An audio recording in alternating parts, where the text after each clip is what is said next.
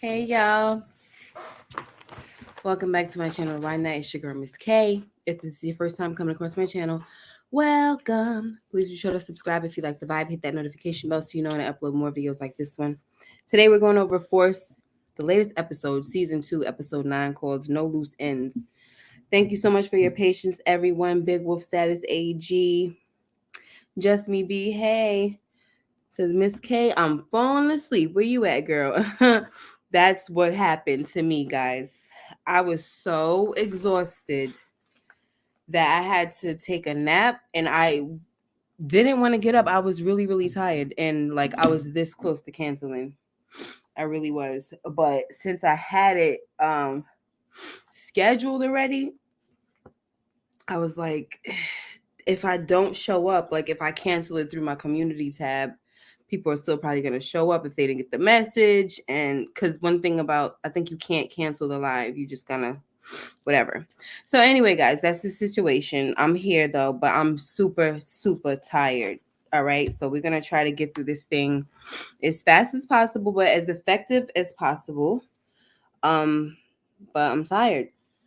All right, guys. I'm not gonna lie. So I had to wake up and suffer through this episode again. Maybe that's contrary to popular opinion or whatever, whatever. You know what I'm saying? Y'all know I don't give two craps. I come on here and I state how I feel. This is my opinion, you know what I'm saying? And we're all good. We love each other. And we can all have different opinions, and that's that. But I wasn't feeling this episode. I was very pissed about a lot of things. And so I'm going to try my best not to rant too much, but it's all right. What's up, Marlon Easton? All right, y'all, let's get into it. What y'all so tired about this Friday night?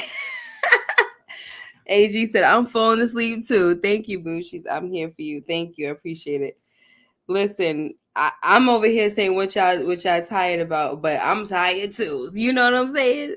But it is what it is, right? People, we get tired sometimes, but on Friday nights, y'all be hanging with me though. So that's why I'm kind of surprised to see folks saying that they're ready to fall asleep. All right. Thank you, Just Me B. All right, guys. What's up, Dar228? So, guys, the episode starts off with Tommy and Diamond, and clearly they just finished getting rid of Tyrone the PO's body. All right. Now Diamond understands that since Tyrone was a PO, they're gonna be looking for him. Okay. And Tommy is like, that's fine because they're never gonna find him though, you know. Meanwhile, we got a bigger problem. We got a snitch on our hands in CBI.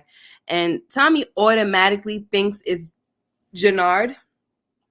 Um, but Diamond's like, whoa, like, no, ain't no way that it's my brother. He is not a snitch. Okay.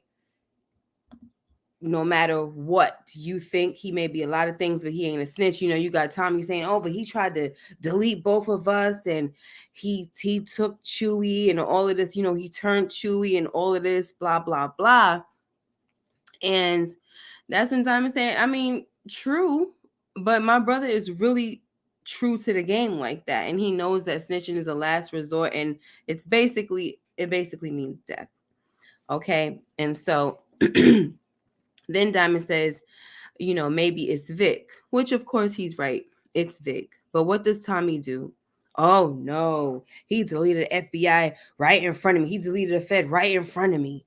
He deleted his own pops. Vic solid. Sounded so freaking stupid. So that was another thing that pissed me off because I'm just like, how can you say Vic is solid? How could you put your life on it basically that Vic is solid? And since when does deleting your father equate to not being a snitch? If anything, you're a super snake. So if you can, you know, take out your own father, you definitely have you know, the makings of a snitch. You got the snake in you.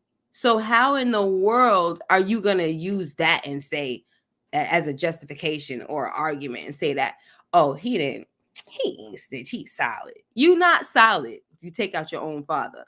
So come on with that. That's annoying. to me. Anyway, what's up, Stephen Harris? How you doing? Cortian, is that how you say it? They just delete cops like it's nothing. Sure do. That's what I was saying. um, so Tommy's like, so how? I'm sorry, not Tommy. Uh, Diamond. He's like, so how are we gonna deal with this situation? How are we gonna find out who the snitch is? And he's like, well, we're going to put everybody through a dye test. And we see, how they handle that situation. We'll talk about that later. Okay. Big Wolf says, but he says, why would they bury the body here in the city with Tommy's hot A car? Yeah, a lot of shaking my head moments in this episode. So, I can't wait to get with the crew on Sunday to talk about all of this stuff. It's ridiculous. Power act like this is video game GTA. Yeah, it's a lot, guys. All right, so next we have Stacy, who tells Bobby that she wants to arrest Tommy. All right, after that whole situation with Vic saying that he saw Tommy deleting Vargas. Okay, but after witnessing how she coerced Vic into saying it was Tommy who whacked Vargas, Bobby tells her that he's not going for it, okay? She needs to do things the right way or he's going to testify against her. And he's like, look how this case is changing you. I don't even recognize you anymore. It feels like, I'm telling you right now, it's changing us, and do you care about that? And she kind of gave him a look like, like, no, I don't care. But clearly she was just playing hardball because later on we did see that she, corrected herself. She got her act together and she did try to go about things the right way because, he's like, I'm gonna have to testify against you. Like, I'm not playing with you. You're giving me no choice. Like, I don't like this kind of stuff. So because she was like, you need to get on board and everything or get out the way. And then she was saying something about, I'm not going to let him do this to another one of us and all this. And he's like, no, we're not going to do that. We're not going to use Vargas's situation as an excuse to just do what you want to do. So I like that. And yes, AG, I was looking at her wig and I was like, that's why I had to capture it because I was like, I need to capture her wig in a good light because yes, it was looking kind of cute. This episode, I said, it looks a little better. Very nice. Somebody hooked her. Somebody hooked her up. What's up, Hopefully? Big Smooth, hey. Okay. Let me see. AG says they definitely need to hire bodies outside of Chicago ASAP. They can't keep eliminating bodies without consequences. Yeah, something's gonna listen. If something don't happen, then we know that we're not watching real stuff. I mean, it's TV, but I'm just saying, like, come on now. What's up, Virgin Love?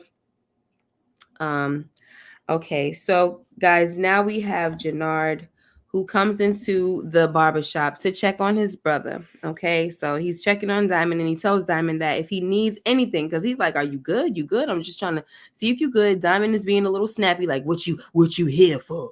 What you want? What you need, right? And so he says, I'm just here to check on you. Tommy sends you. And he said, no, I ain't here for no daggone Tommy. You know what I'm saying? Like, I am here for you. You my brother. You don't got a front for me. And so he's saying, I said I'm good. Like, like I said, being snappy. So Janard says, all right, well, if you need anything, just holler. And then Diamond says, as a matter of fact, I do need something. There's something that you can help me with. Find the dudes that deleted Leon. And so, guys, to be honest, I wasn't really like, I felt like because of the fact that he's upset about Leon and he's on, he done turned his leaf back over to the other sides of the pre-jail time. I did figure that he was going to, definitely want to find out who did this to Leon. He definitely wanted that. He knows that they're kids who did it and he doesn't care, guys. Okay. Bring them to me. I don't care. I'm kind of jumping, but we'll get to that later on. He don't care. But I didn't think that it was going to be, I don't know. Because I felt like, okay, for sure, I know He's definitely going to delete Jamal. I felt like that was the next biggest issue, which I said that last week. I said the next thing that he needs to take care of is Jamal, because Jamal is his biggest problem right now, right? The kid who deleted Leon, that's an after problem, right? It's not dire. We got this big mouth dude Jamal who gotta go. So I figured that they would handle that situation sooner, right? But he didn't know that yet. So we're going to talk about that soon. But my point is, I just didn't really see him putting the word out yet. I don't know why, with this, this season being so fast paced. I really don't know why I didn't see that, but whatever. I just kind of thought that he would be more into getting rid of Jamal first. But at this point in time, he hasn't put it together that Jamal was the one that told um Tyrone, the PO, about him being back in CBI. So there you have that. All right. So let's move on. Let me see. Sorry. Okay, so now we have Maria. Well, I don't want to really say Maria yet.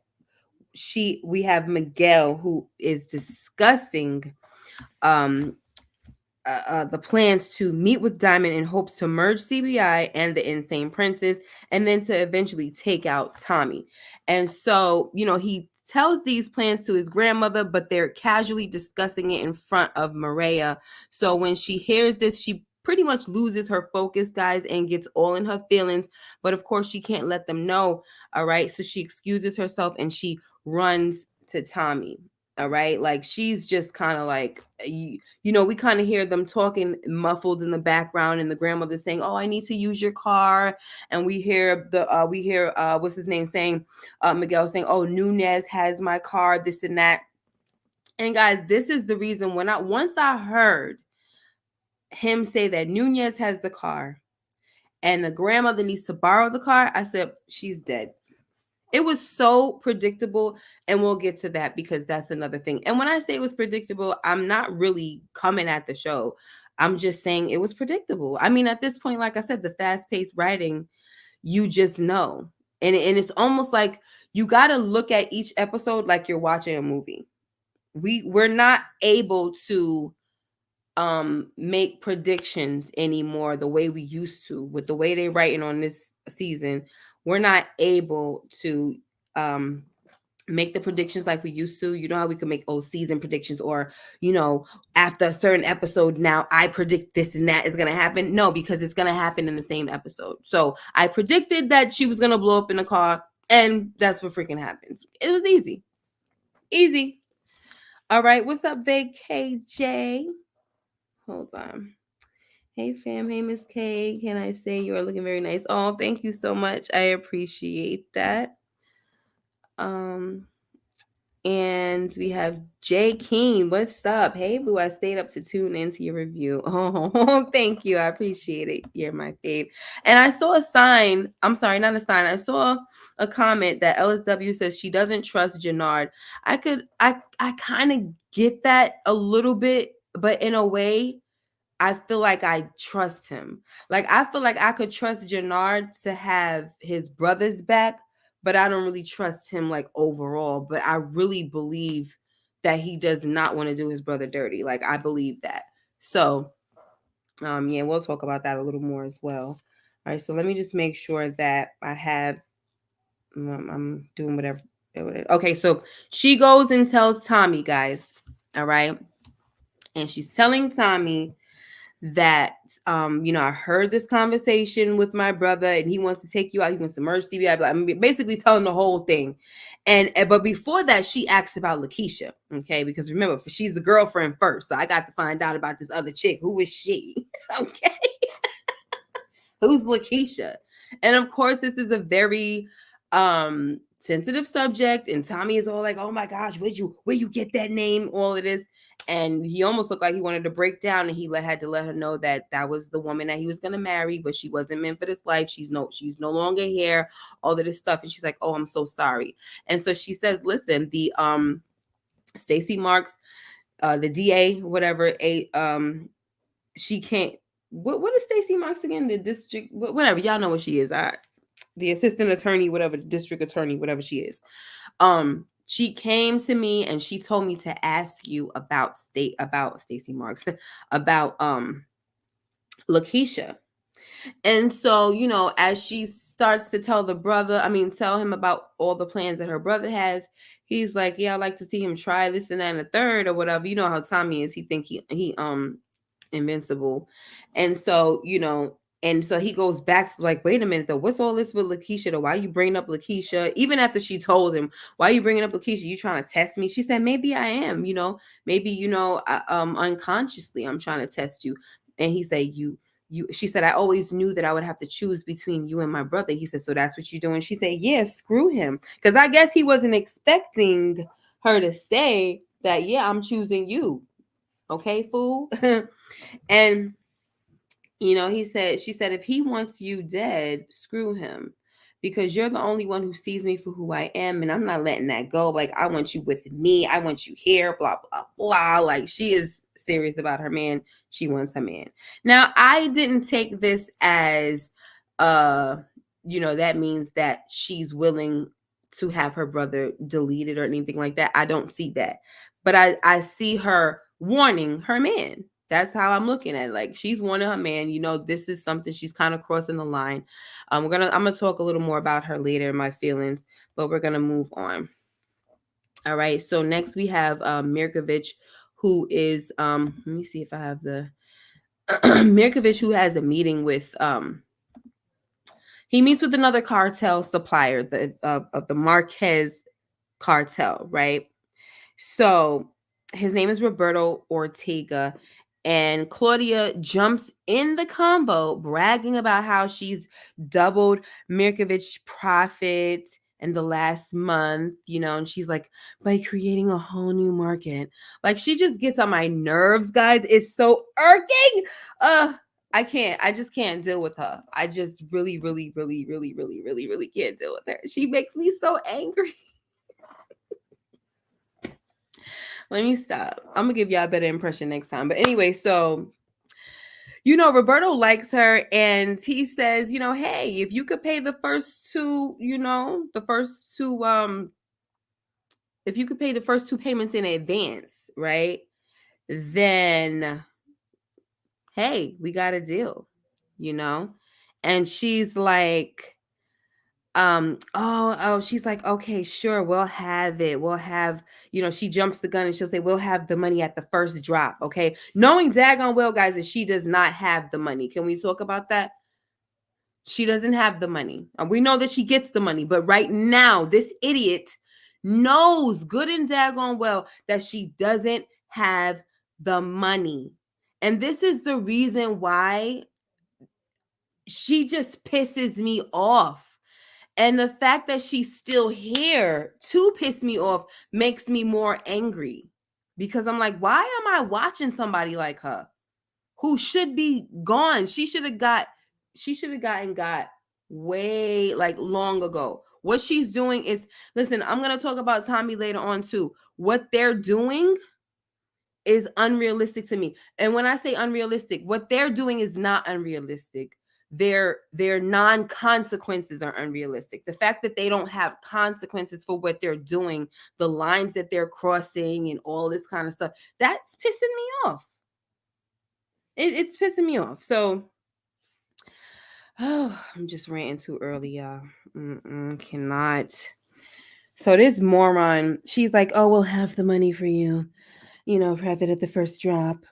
And so, the dude is like, listen, now I'm enchanted with you and all, but if did you hear what I said about the guarantees and stuff like that? Because if you don't have the money, like, it's gonna be a problem, and I won't be enchanted with you just like that. And she says, I'm not worried. And I'm like, you know what? Why aren't you worried? Hey, Savannah, why aren't you worried? Okay. So Mirkovich, so now we got the dude like, let's make a deal. Okay, that's fine now, right? So now when he leaves, Mirkovich is like, do you know what the heck you just did? Like, you have no idea what you're getting yourself into. And she says, well, you forced your way into my Viagra triangle operation, and now you're using Elise's club for meetings. And she's like, it's only fair. Right? And so Mirkovich says, okay, then you could come up with all the money for this deal. Okay. And if you don't, then I'm going to pull my security. It's only fair. Okay. And the thing that, and I thought that this was so good for her because I feel like she's always forgetting that she doesn't have leverage. And you know why she's like this, guys? Because she has that white privilege on her. She's grown up privileged. She's always had what she wanted. So now that she's in the real world without daddy trying to make her way, she doesn't really understand, like, everything doesn't go my way. So she's still expecting that things are going to go her way. She can kind of like privilege her way through this life. You know what I'm saying? And she doesn't, this life that she doesn't know anything about. Okay. Ugh, I cannot. They're not gonna do me. I don't trust this show to do me any justice by getting rid of her. Like, I really don't. I just don't trust it. So this idiot, she, like I said, she has no she has no leverage. All right. And um she's thinking that she can go and tell this dude that it's only fair, that I basically cut in on this deal. You having meetings over here, this, that, and the third. But it's like, you're forgetting, you little idiot, that I am supplying your protection. Stop trying to strong on me when you have no strength. Your daddy is gone. You don't have anybody. I'm the one that's keeping you alive, you moron. Okay? But the problem is, guys, if she gets in with this cartel situation, we're going to talk about it a little later, she's going to become untouchable. And this is what I'm talking about, where I feel like they're not going to give me and a lot of people that hate this girl what we want. They're not taking her out anytime soon. If they do, I would be pleasantly, and I'm telling you, so overjoyed, but I would be surprised. All right. Pleasantly surprised. Stephen Harris says, I do not like her. Claudia, why is she still on my TV screen? That's what I'm saying. If the writing doesn't kill her character off this year, it's going to be a disappointment for season 3 next year. It is. She's not who they want her to be. I feel like the writers are trying to put all this stock into her, like making her be like the representative for like women empowerment or this and that, but she's not a beloved character. You know what I'm saying? Like, to me, like, I feel like even though Rock from Raising Kanan has a lot of flaws, she's somebody you could be like, you could root for. She has that, like, she does have a lot of, she has a lot of villainous ways, but she also has that, like, that she's still like a protagonist in my eyes. You know what I'm saying? So I'll be still rooting for her, but when certain things happen, I'll be like, oh, that's good for you because you shouldn't have did this and that and the third, But for the most part, I'm rooting for her. But Claudia, I'm not rooting for her at all because I just don't like her style, I just don't. It would be very pleasant surprise, but they're probably keeping her. Yeah. And Big Smooth, this is what I said during my I said this in my first reaction recap for the members, that I feel like they're going to have her take out Shanti. And that's going to be a really huge disappointment. I don't really care for Shanti. But if Claudia takes her out, that's going to really, really piss me off. Like, seriously. Seriously. All right. Because it's just another kid. Like, I was going to say it's another kill she don't deserve. I'm just tired, guys. I can't do this no more. So, guys, Tommy tells the crew that they're getting new burners, right? And, as he's telling them this, we have, they're going to get new burners the day after and all of this. So you have Janard who's giving the pushback. We already see that Tommy feels like Janard is the snitch. Of all people, he thinks it's Janard. Okay, whatever, Tommy. Stupid. So he says, Janard says, now come on now, I can't keep giving my girl new numbers and all of this, that, and the third. My thing about this, that comment was stupid, to be honest, because your girl is in the game, so she would be privy to what's going on, so you don't have to worry about that. So Janard saying that was just stupid anyway, but whatever, I get it. Maybe he feels like he's speaking for the rest of the dudes, whose girl ain't in the game, right? And you got the other dudes back there like, word, you know what I'm saying? So he's like, man, ain't nobody changing their numbers and all of this. So then you have Diamond coming in saying, listen, the feds are on to us. We have to switch it up. And that's just how it has to be. And so that's when Janard was like, man, you should have led with that. You know what I'm saying? Clearly, better communication needs to happen. All right. And that's that. But yeah, you should have led with that and all of that. So then you have Tommy and Diamond. They start to talk in front of everybody, which also irked the crap out of me. So you got Vic definitely ear hustling. And I thought that he was able to hear everything, but maybe he didn't hear everything, because if he did hear everything, he wouldn't have got caught out there, as we saw in the last not the last episode, the last scene.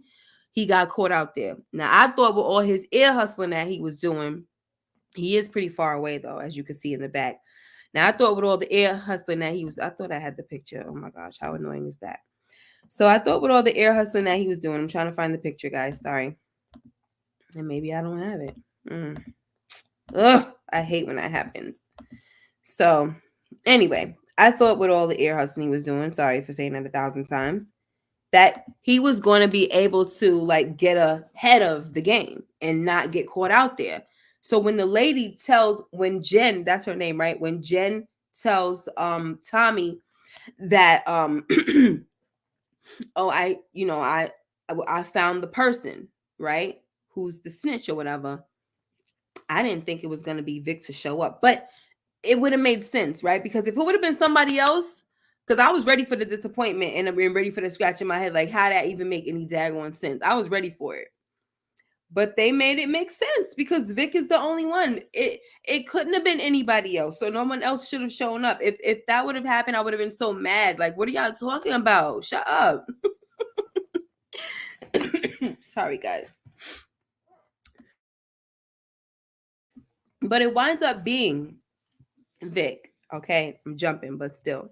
I just thought that in that moment with them talking in front of people, I really thought that it was gonna give Vic some kind of you know, a little little like, get him ahead of the game, basically, is what I'm trying to say. Sorry.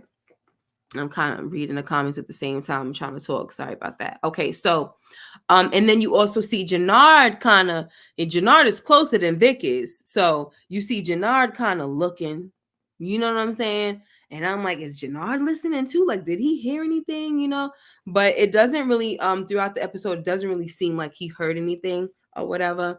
But there was that. Okay, so but this is the scene right here where Diamond's trying to tell him, like, lay off my brother. Like, I'm telling you, he's not the freaking snitch. And Tommy's like, okay, well, don't worry, ain't nobody gonna make no moves without you and all of this. You know what I'm saying? Okay, whatever. Vic is the main one that needs to go. His storyline is dead. Yeah, his storyline is dead, but hey, One Shot. All right, guys, let's see where we are now. All right, so now we have Stacy, right? She gets a warrant to bug Tommy's loft. So clearly she was listening to her man. She tried to make it seem like she wasn't really listening like that, but she was listening. She decided to go about it the right way. She understood that trying to arrest Tommy right now is the wrong way to do things. Okay. So she gets a warrant from the judge to bug Tommy's loft. Okay. Now Singh lets her know that she wants Singh to infiltrate Tommy's loft. Okay. And he's like, this is a bad idea. It's, whatever. And one thing I can't stand about her is she doesn't listen to her people. When they tell her that something is not a good idea, or they tell her that something is dangerous or risky, she doesn't really listen. And then, she's over there telling Bobby, oh, we got to make sure that they pay for deleting one of us and all of this. But it's like, but you continue to put your people in very dangerous situations. And when they try to tell you that these situations are dangerous, you force the issue. Okay, no pun intended. You force it. Oh no, I need this now. This has to happen now. You have to figure it out. They over here telling this chick stuff is risky, and she's like, "Oh, you gotta figure it out. We don't have time." I would hate working for her. I would quit with the quickness. You hear me? No job, child. No job. We'll be doing that. So, Singh tells her that, Tommy's loft is like a fortress. Okay, like this just in. They see cameras all around this man, like the outside and all it, like just all around. Like he is not playing, okay? Like it's all around. So she's like, when the heck did this happen? You know what I'm saying? And so she's like, well, we need something to happen. We need somebody to get up in there, like whatever. So then they come up with the idea that Vic is going to do it. They do say that, it is risky for Vic to do it as well, but it don't matter. Get him in there to do it. All right. So that's that, guys.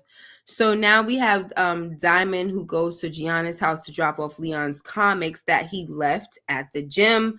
And it was a sad scene. I really didn't want to see it. The mother's crying and all that. And I'm just like, I don't want to seem like I'm being insensitive, because I'm really not. I just thought it was too sad. I didn't want to see it. I would have rather them had just kind of left that alone. And it was just a lot. And I was just like, oh gosh, here we go. She's crying over this. But then we have this guy come through with Jamal, right? He coming, what you doing here? What you doing talking to the man that got our son deleted and blah, blah, blah. Come on. He coming to the door acting hard like he forgot he got manhandled with one hand. All right? This man forgot. Talking mad trash. But you know what I realized? When people are on drugs or they're drug addicts or stuff like that, it's hard for them to learn. Like, they don't really learn lessons like that. You know what I'm saying? Like, yeah, he knows that Diamond yoked him up. He knows.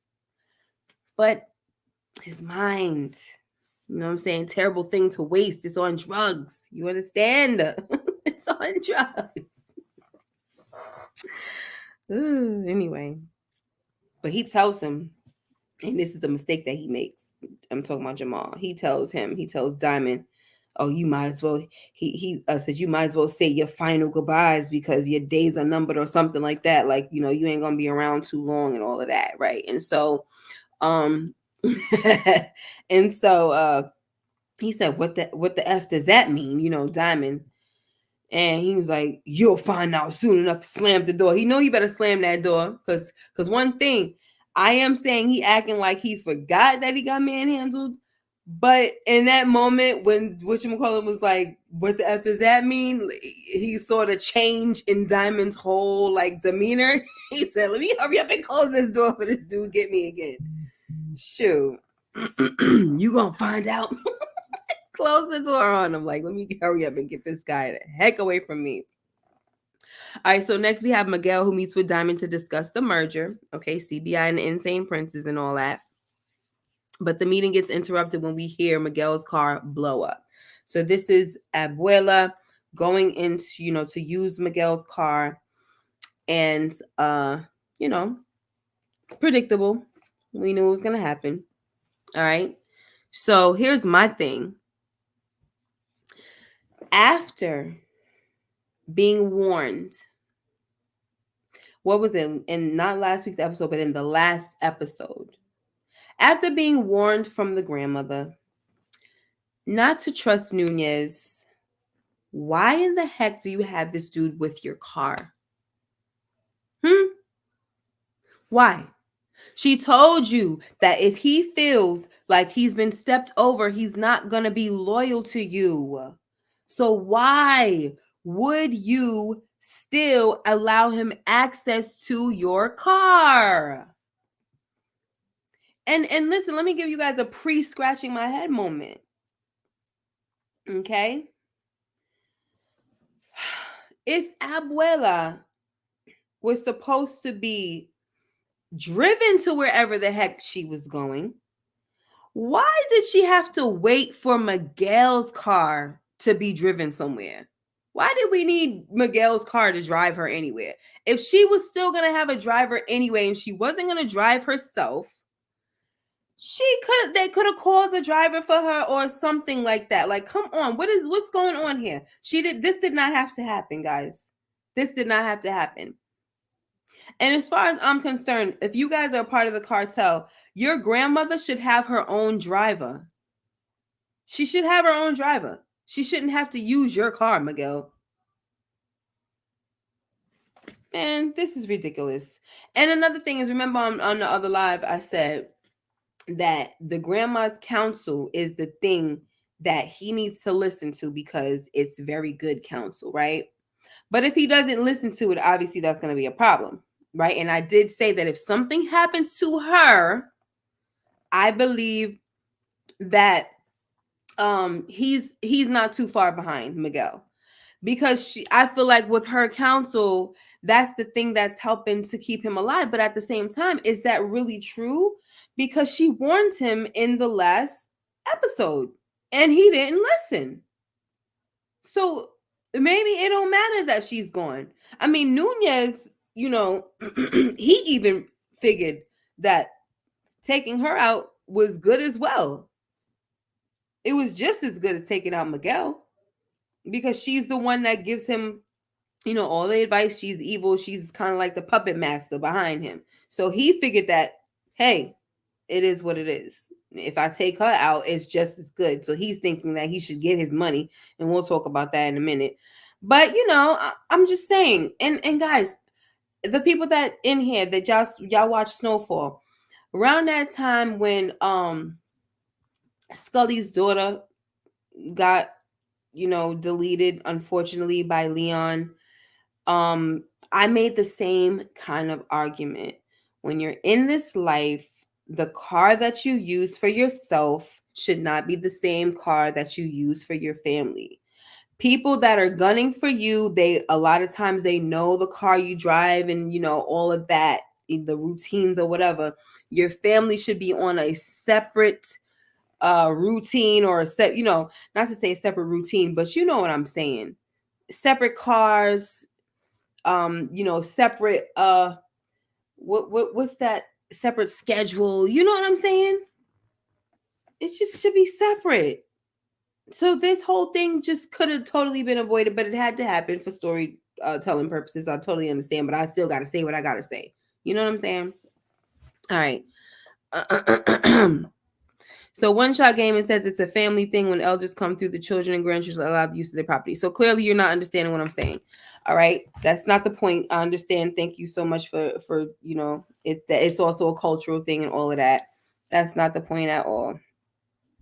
The point is that, all right, she has a driver. I mean, she needed a driver. She wasn't even driving herself. She decided at the last minute to drive herself. But if you needed a driver this whole time and y'all got mad, y'all not hurting for money. Y'all should have extra cars. Your grandmother should have her own driver. Then there you go. Well, whatever. I'm going to get off it. Because I just can't. It's ridiculous. What that mean? Don't read my book. What you talking about, Big Smooth? Another shaking my head moment. I'm sorry, scratching my head moment. I said shaking my head. Abuelita knew Nunes would flip and knew he had Miguel's car. Thank you.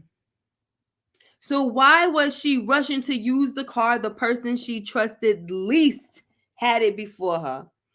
This is the brains of the operation. Thank you, Big Smooth.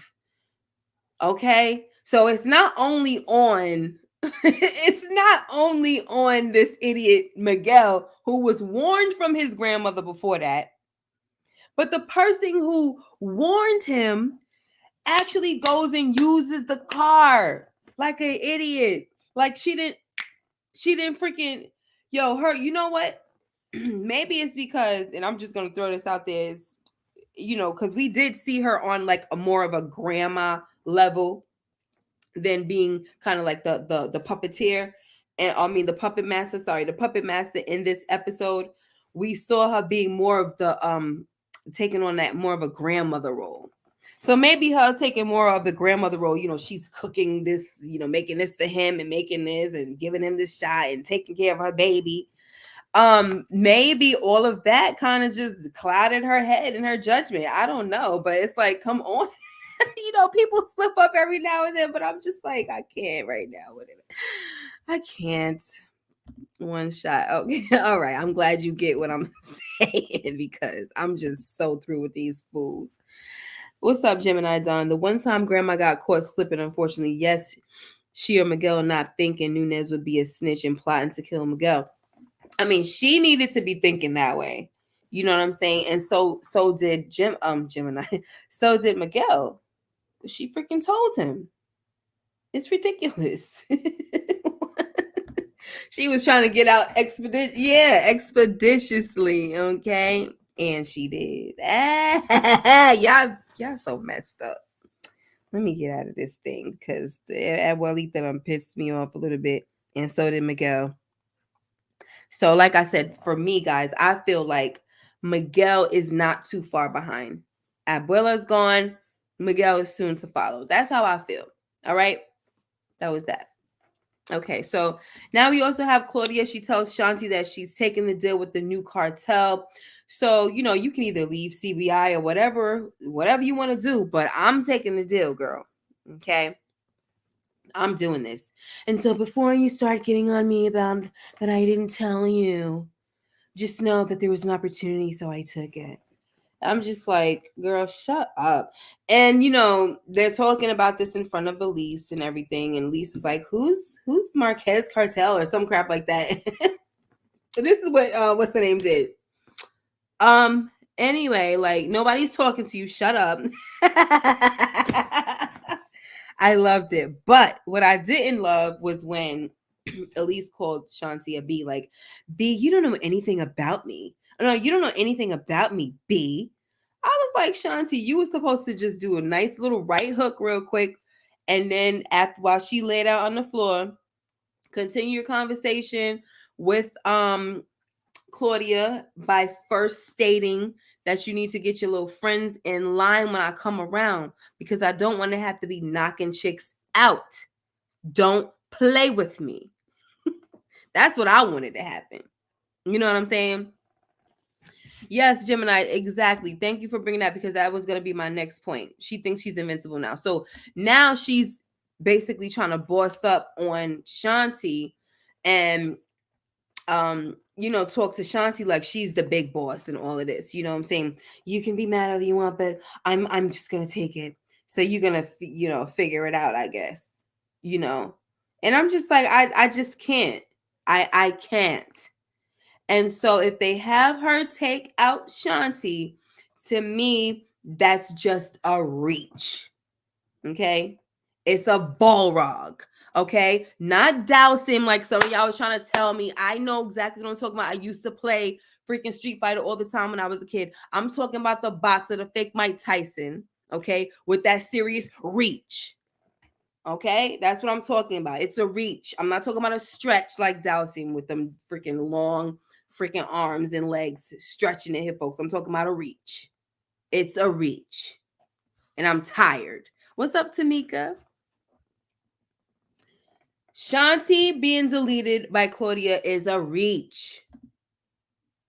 This is an unpopular opinion, and I can't believe I'm typing this, but I gave the MVP of this episode to Claudia. Listen, I'm not surprised. I'm really not surprised. What's up, RC? I'm not surprised. A lot of people would probably do that.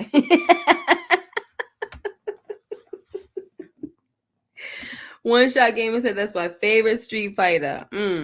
Really? Yeah, well, that's what I'm calling it. Just so you know, I'm calling it Balrog.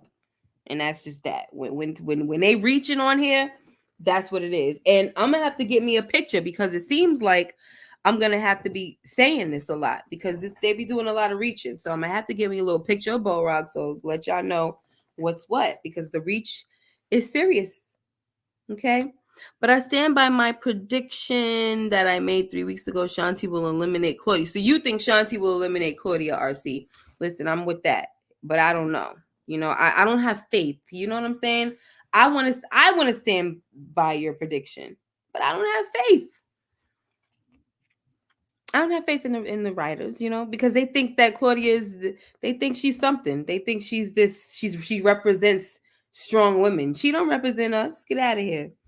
It's definitely a reach, and it better not happen. Exactly. Was it Mirkovich who told her she's not street smart? Trying to remember because he did school her when Mirkovich and Roberta were talking business. He he told her that she has no idea what she's getting into. You know, don't have no idea, and it's the truth. No idea, because she's using all this freaking white privilege to try to, think that she's always gonna get her way. And the crazy thing about it is, it keeps happening like that. So she's never gonna learn, y'all. She's never going to learn because even though her stuff is unconventional and the stuff that she's doing, it's actually working. It's working for her. So she thinks she's right. I can't. What do you mean not surprised? I can't stand Claudia and I want her gone, but she made plays this episode. Even Brillo agreed. That's why I said I'm not surprised because I went on Brillo earlier and I saw him because I get like these notifications. And I'm telling you, the first thing that I clicked on that came out of his mouth that he was giving her the MVP. And that was it, I wasn't there for the whole time. I was just there for that part. And, that alone, that's not going to make me stay around. No disrespect to my guy. But I'm not going to stay around for no MVP for Claudia. Never.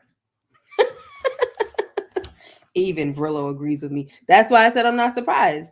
Because those of you that, frequent Brillsy Brills, some of y'all be agreeing with a lot of stuff. And it's nothing wrong with that. I'm just saying I'm not gonna be surprised when y'all have popular opinions. I'm sorry, when y'all have common opinions. Stephen Harris, the Claudia is the star in Power. Get this trash out of here. I'm not a fan of her. No, I'm not either. I'm ready for the trash to go. Claudia gonna take out the friend that gave her money. Huh. That's something.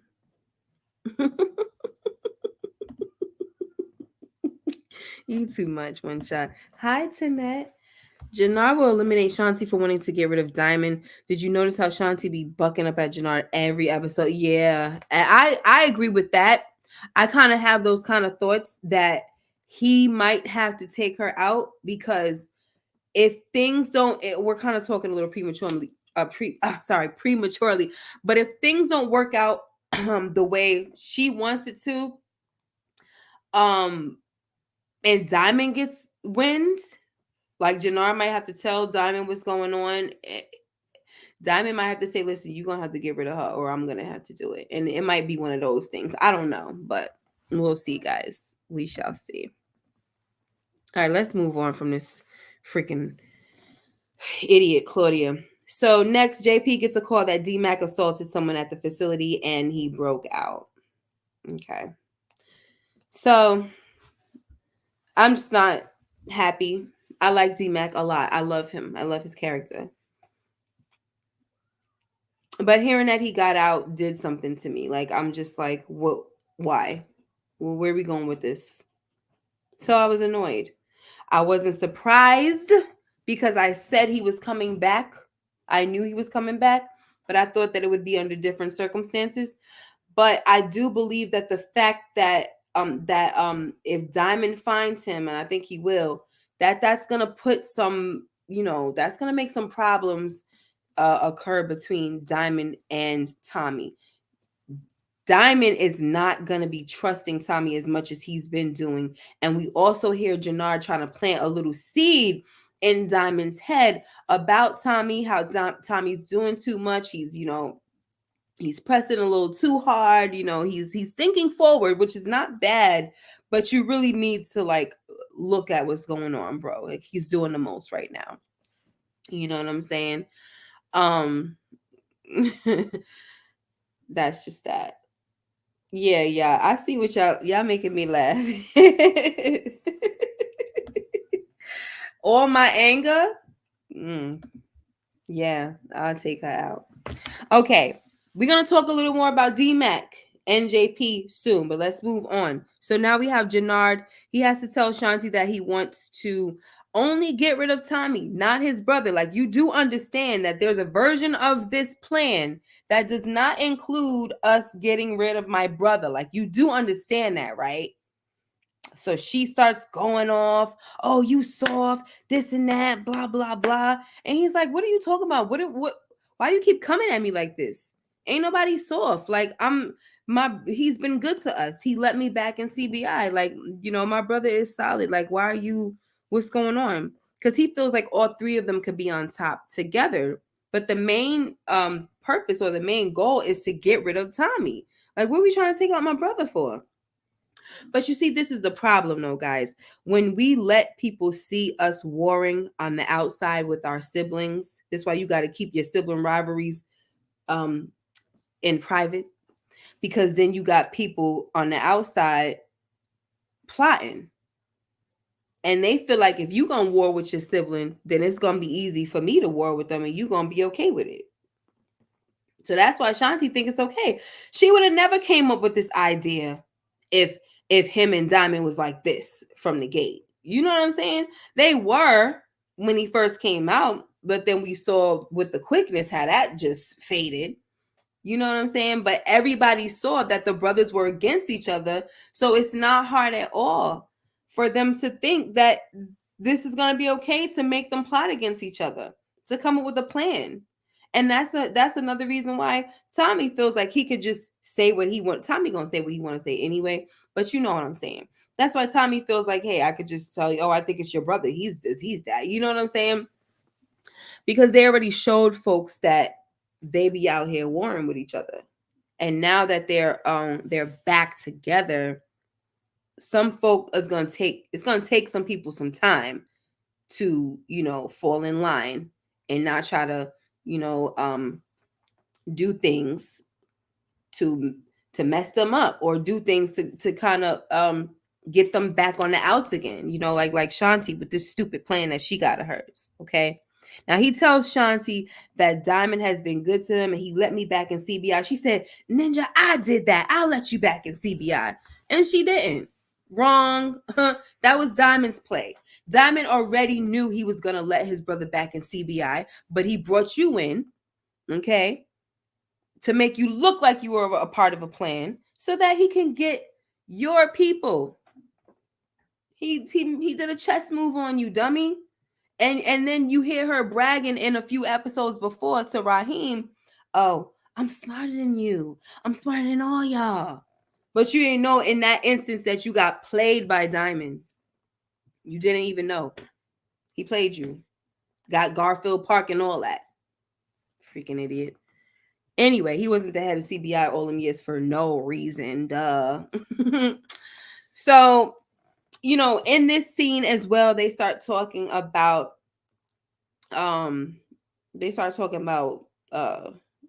the whole deal with the new cartel that Mirkovich and Claudia got going on, and she and Shanti is straight like, let's do this girl in. Let's stop her before she can do what she's trying to do. Okay, and so that's the plan that she has. So when she goes to talk to Tommy about it, Tommy tells her that because she's like, listen, let's cut her off at the knees, right? Because the problem is that as soon as she gets into the Marquez cartel, she's gonna be untouchable, like I had said earlier. And Tommy's like, no, go ahead, go with the flow of everything. And she's like, I need to know what's going on first. Like I can't just be going in blind, making plans, messing up my reputation, working for CBI and working with the other cartel. And I don't know I don't know what the plan is. So he said, then quit CBI. It's gonna be a loss for us to and once again, guys, he did this without talking to Diamond. I don't like that.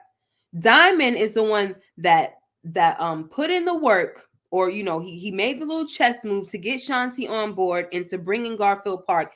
And now you just in one little conversation, because of your little plan, Tommy, you decided to let Garfield Park walk. It's gonna be big losing Garfield Park, but basically it's for the greater good.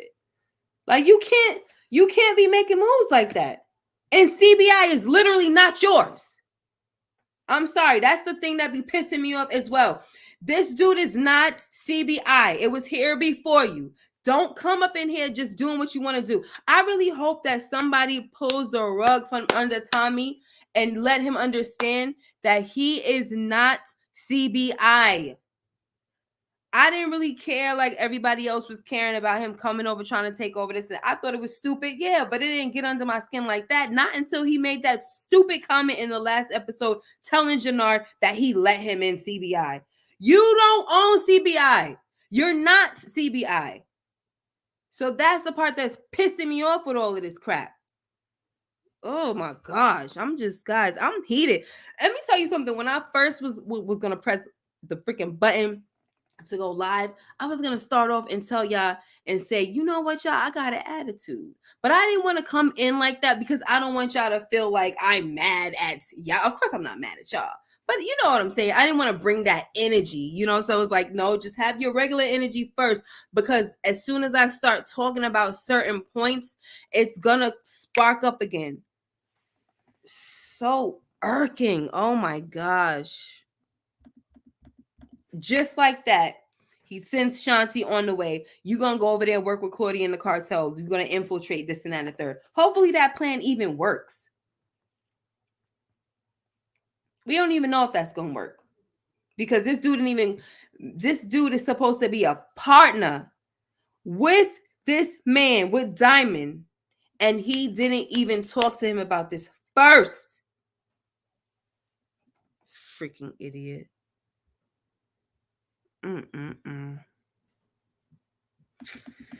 Whew.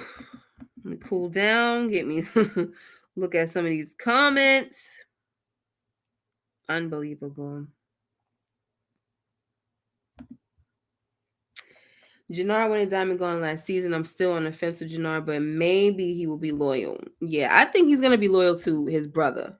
I feel that way. Tommy has upper hand because they still don't know.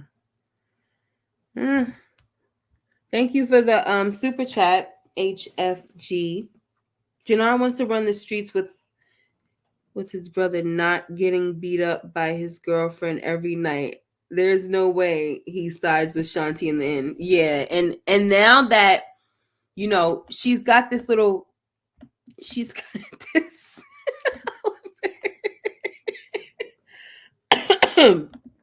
like Queen Pin K. Stop. So back to this whole thing, right? So she's got this little manipulation tactic going on, right? Where she calls him king all the time. And fellas, when I say this, it's not to say that you're not kings and all, but I always say be careful, because there are some women, and ladies, I'm not trying to you know how they be saying like you giving away the secrets and this and that. No. I'm not doing that. What I'm saying is, some women who are not good for you, they know how to manipulate you into doing what they want you to do. Okay. And so, she's got the king, she's always, oh, king this, king that, blah, blah, blah.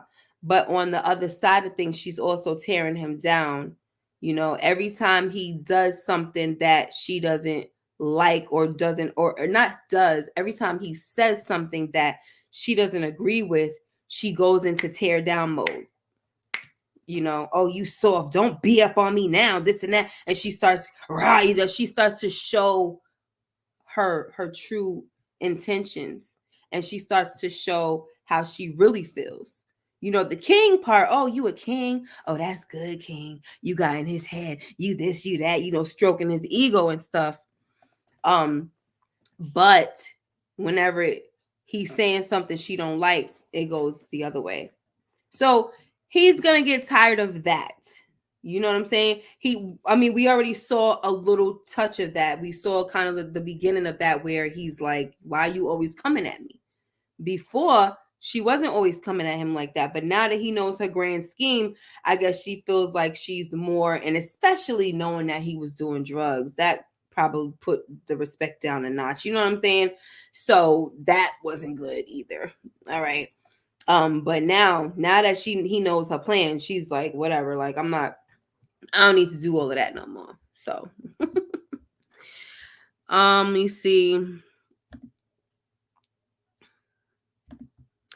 You got a point. He sure didn't talk to Diamond about anything, hardly anymore. Right. I do agree. Tommy should have consulted Diamond first. Right. And so I think when he finds out about that, and when he sees that D-Mac is back, I think there's going to be a problem. I definitely could see a problem coming between Tommy and Diamond.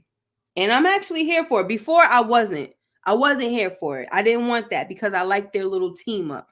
But Tommy has been pissing me off. Like, seriously. Listen, in OG Power, I loved Tommy. I really did. But he did a lot of things that pissed me off. I was ready for him to die by the time the season was over, because I felt like, come on, he earned his death 1,000 times over. He should have been dead. He shouldn't have had a spinoff. I was flabbergasted when I found out he had a freaking spinoff. Like, are you kidding me? Sorry. So now that all these things are going on, I'm saying, yeah, a rift between Diamond and Tommy might do Tommy some daggone good, because I'm really, really tired of the stuff that's happening. I am. I'm so over it. Oh, I'm so over it. But the fact that you see the brothers kind of coming together, that is one thing that I will say that I like about this episode, was the brothers. They kind of looked like, they're coming together a little more. Janard's coming around his brother more. So I like to see that. And I'm with you, LSW. I understand. I really see your point. Your radar is up. You don't really trust Janard. I totally get it. I do. But I want to say that I trust him to not betray his brother. That's as far as I'll go. I trust him not to betray his brother. But other than that, we're just going to have to see where it goes. You know what I mean? All right, let's see. Oh, I forgot to mention that we find out that Mirkovich was the one who paid Nunes to take out Miguel. All right. And he didn't receive his full pay because Miguel wasn't dead. It was the grandmother that was dead. But stupid Nunes thinks, hey, that's just as good. You know what I mean? We took out the brains. Whatever. But that's not how Mirkovich sees it. No, you need to understand that I need Miguel gone. Okay. And remember too, Mirkovich is somebody that's ego driven. Everything that he does, like, we've seen him make countless dumb decisions, and it was all because his ego was hurt. So he rather tear down a place where he could make money than to see somebody else over there making the money. Like, he blew up that, like, he, how he did over there with the projects. Was it Crimson Projects or something like that? I almost forgot how he tore those projects down. You got customers in the building and all of that. Kill the customers, do this, do that. Instead of, going somewhere and finding out where CBI is and all of that and lighting them up, he lit up the projects where the customers are. Like, he's an idiot. So the ego thing for him is, I don't want the grandmother dead. I don't care if she's the brains behind the operation.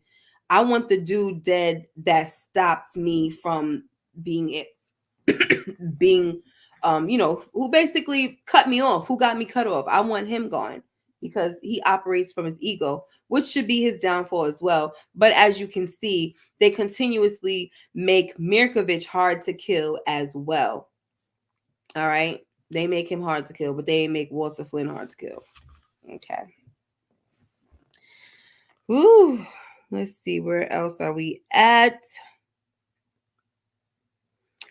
Stacy tells Vic to put a bug in Tommy's loft. Vic is like, "Oh, come on, I did everything I need to do, and like this is there's no way, you know, it's too, there's no way I can do that. It's too dangerous, blah blah blah." And we see him wind up doing it, right? He did it anyway.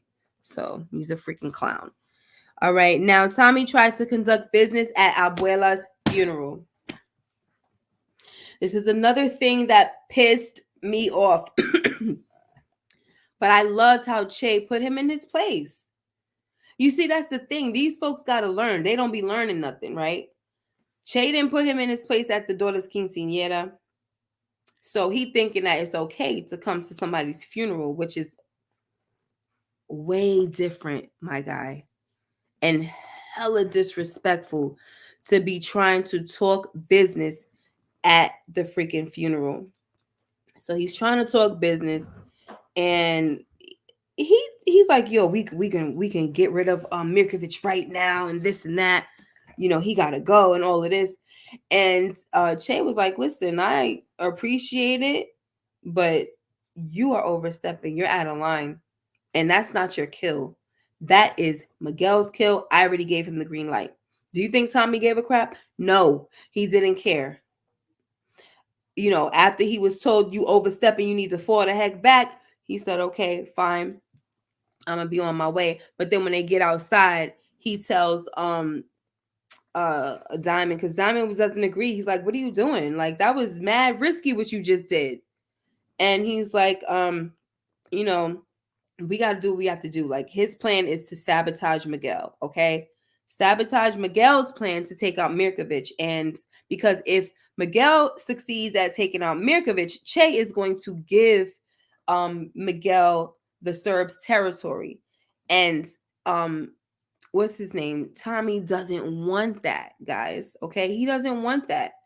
Because why? He has this whole take over the world mentality. Guys, when I see Tommy now, I think about Brain from Pinky and the Brain. Y'all remember that cartoon? Pinky and the Brain? Time to take over the world. That's what he's about now. And it's so dumb to me. I'm over it. So here's what I did, guys. And I know it's not the best, but I was, like I told you, I had to go to sleep. I was halfway asleep. And I did the best that I could because I'm tired.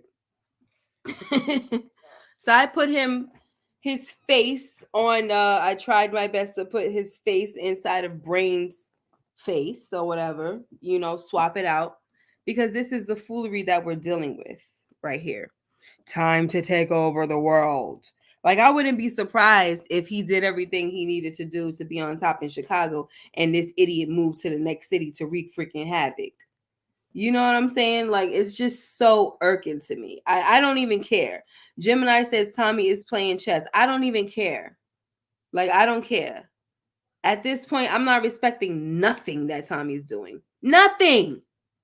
I'm not respecting nothing. Because this dude has no freaking couth. He acts like he was born with crack in his system, like he's a crack baby or something like that. And he needs to be taught a freaking lesson. So I'm not caring about this idiot right now. Freaking damn. All right, I'm going to stop, y'all. I'm so tired of him.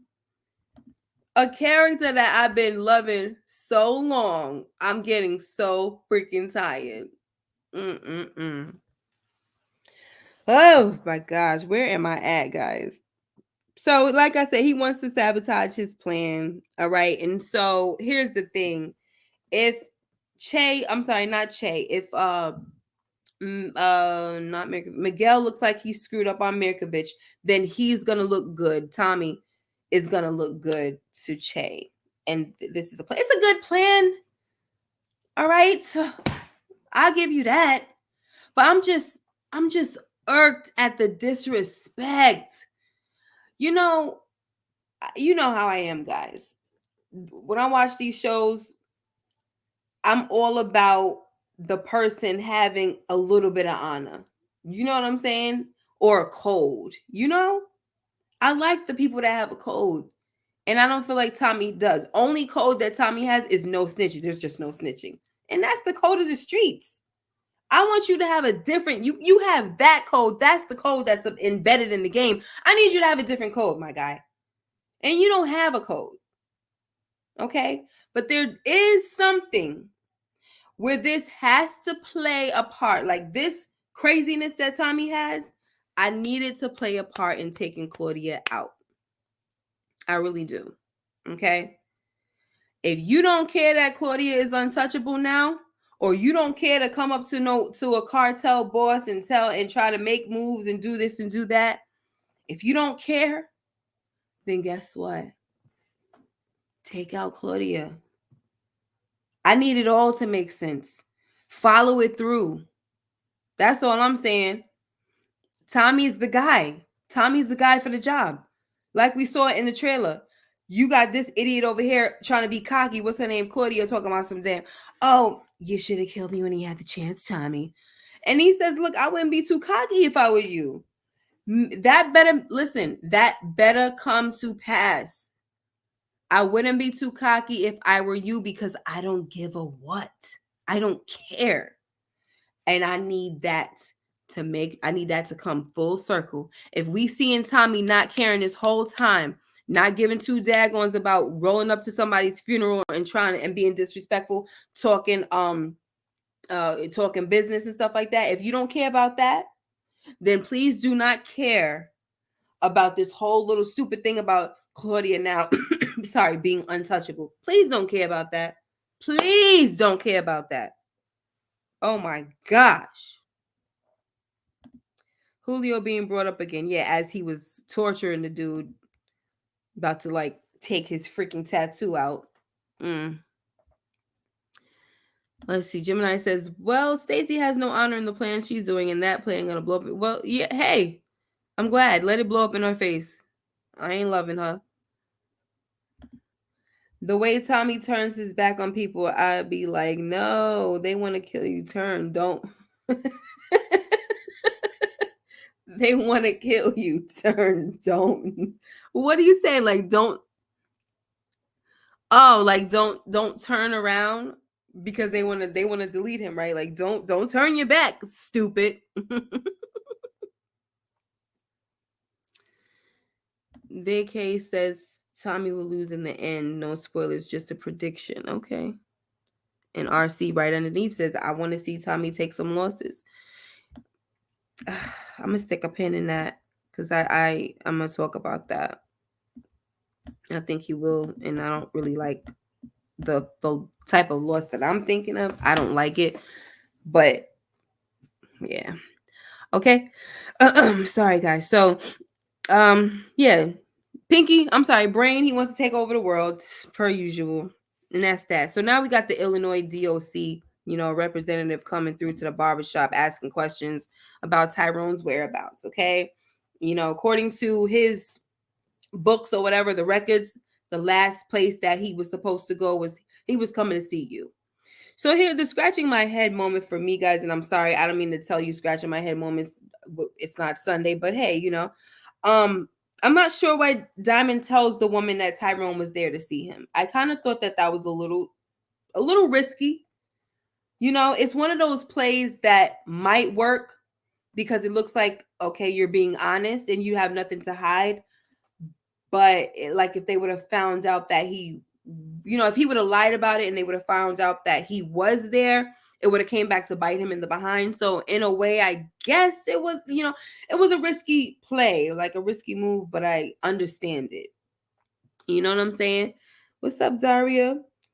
All right, Tanya. The nephew said they were trying to cut My dreads. Yeah. Okay, so then Janard comes in and he backs up the story. Like, whatever my brother said, that's what happens. Okay. And then after the lady leaves, Diamond tells Janard that he had to delete his PO. You know what I'm saying? Like, it had to happen. And he was like, and there's another problem that we got going. Like, I found out who told my PO that I was back in the game. And I need to handle that. I need to take care of that. So we know that the brothers are going to go take care of that together. I loved that, guys. I love the fact that he got Janard to go with him to handle the business instead of Tommy. I really, really enjoyed that. And let me stick. All right, let me wait a minute. Okay, pause that for a second. So Janard tells Diamond that the kid who deleted Leon is not affiliated in any way. Okay, but he goes by the name Mad Dog, and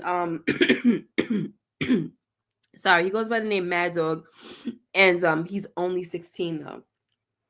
Diamond is like, I do not care. Bring him to me. And I'm thinking to myself, like, what are you gonna do, Diamond? That's the first thing that comes to my mind. What is he gonna do with this kid? I want to know. I really do. Like, my interest is piqued so much because this is what I've been waiting for with Diamond. But I'm kind of scared because I don't want it to go too left. I don't want it to go too left. Oh my gosh. All right, so guys, Diamond and Janard, they go and take out. Sorry, I still have a little bit of a cough, y'all.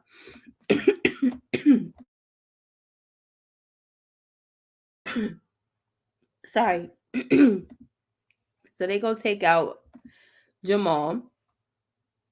And Jamal, he's talking his trash, talking about you the reason why my son is dead and all that. And Diamond was like, oh no, you did that. You did that. You know what your son told me, the last things he said to me, blah, blah, blah, and all of that. And so you got Janard with the blicky to his head. And then he like, nah, he took him over to the water. Yo, Janard had me cracking up with this because he was like, yo, on phone him, whatever he said, whatever they be saying in Chicago, on phone him. Like, he was with it all. Like, yo, let's go. We go over to the water. But while he was, drowning him, it looked like Janard was trying to like stop him, like, yo, Diamond, chill out. I don't know why he did that. Maybe that was just for play, or, just to see what his brother was going to do. But he said, no, get off me, Janard. And Janard was smiling. And then, we saw a little smile. Then as he kind of like, finished deleting him, letting him float. And I felt like, nah, man, y'all need to catch that leg. Don't let him float out there. Catch that daggone leg and do something with that body. Because I don't know if Diamond's fingerprints is on that man's back of his neck. I don't know. All right. I do not know if that's the case. So this could be a problem, y'all. Now they letting this guy float out into the ocean, whatever that looked like, the ocean, river. I don't know. I think it's an ocean. But anyway, I can't tell. He floating out. And he could freaking come up anywhere. Okay. I mean, we on BMF, we saw the other dude come up, right? J Moore, right? J Mo. He came up still.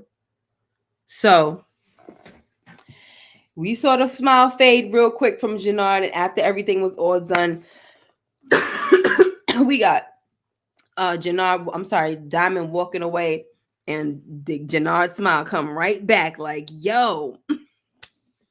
He was smiling like, yo, that's my big bro. That's my big bro. He's back. And I feel like with him seeing his brother like this, I feel like this is the man he wants to stand behind. That's how I feel. I could be wrong, but I'm feeling like after seeing his brother putting that work and that this the old Diamond back, this and that, that's the Diamond I used to look up to. I feel like this is the one that, even though, look, this is his brother. before this happened, he told his sister whatever. I mean, he told Shanti whatever, like, I'm not trying to take my brother out or whatever. I mean, and they were already warring. But now that this is going on, I feel like that even put more of a battery in his back. Like, yeah, I'm definitely standing behind my brother. Like, this is what I'm talking about. I mean, Janard already said, I'm sorry, not Janard, Diamond already said that Janard is very serious about this life. So if he sees his brother serious about this life, Janard gonna want to stand behind him. Yeah, Oliver Spartan says, I think he loves the old version. Yup, absolutely. And seeing that old version right there, that's it. It's a wrap. It's a wrap. The brothers are gonna be like this, I think. I hope. That's all I could say. So, in bringing and saying all that, guys, and with this body situation, I do have to bring up my new segment real quick. I know we've been in here for an hour and 20 minutes, but just bear with me. So my new segment is called, and I think I told you guys this on Sunday. It's called the Diamond District. Now, the Diamond District, if you guys haven't heard, I'm from New York, right? So there's this place called the Diamond District in Manhattan, and it's a place where you can go and you can get all the finest diamonds and things of that nature, right? Sounds like a pretty huge place. You got the word district involved. Sounds like it's, this really big place, but it's only a block long, I believe, in Manhattan. It's only a block long. But down that whole block, once you enter that block, that's it. It's just all stores down that whole block where you could go in and buy some diamonds. That's all they do is sell diamonds. And you'll know when you enter it too, because you'll see like the LED signs with the diamond shape and all of that. I bring all of this up to say that just like the Diamond District in the CR says Adam Sandler dies there. Oh wow. So just like the Diamond District, which sounds big, and it's only a short, it's only on a short block. I'm wondering if this situation with Diamond, when he starts going on his rampage, his killing, I'm not gonna say killing spree, but when he starts catching bodies, is this gonna be a temporary thing and then he's gonna snap out of it? Or is he here for the long run? And even if he's not, even if it is short, right? All his kills, I believe, are gonna be a big deal. And that brings me back to him deleting this guy right here, Jamal. The fact that he put his hands on him and he didn't just shoot him like Janard was trying to do. He put his hands on him. He put his hands on the back of his neck and he drowned him. And they let the body float off instead of grabbing that leg and pulling him back like, oh, no, you don't. Now we got to get rid of this body, bro.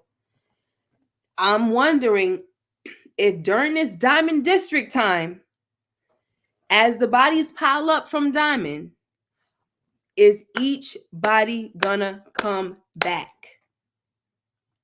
Because that is definite. I'm scared about that. All right. Now, if these bodies start popping up and there's a freaking problem, Diamond is gonna be in trouble. Okay. So just as short as the block of the Diamond District is in Manhattan, the Diamond District, the reign of Diamond, will probably be short as well, but it will be effective and it may be detrimental to him. Okay. Yes, these kills are effective because he's getting rid of people that he needs to get rid of. I don't know about the kid that deleted Leon. You know what I'm saying? I mean, that's the code of the streets. He got to get got or whatever. I hate to say that. But Jamal had to go. He was talking too daggone much. This is just all for TV. I don't even want to bring in real life, like, to be honest with you.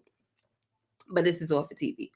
So that's the Diamond District, guys. Every time this dude deletes somebody, we're gonna bring up the Diamond District, and I'm gonna see if the kill is it a possibility that it's gonna come back to haunt him?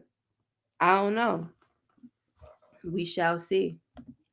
I was gonna say, and what was I gonna say? I don't even know. I was mixing up my words. Anyway, all right. So guys, Let's move on. Tanette said that Diamond choking that dude made the MVP for me. He was also bragging about talking. Who are you talking about? Jamal? If that's the case. All right, guys. So let's talk about this idiot, JP. And I normally don't disrespect him. I know a lot of people don't like JP. I don't know why. I don't see why. But he pissed me off in this episode, y'all. So here we go.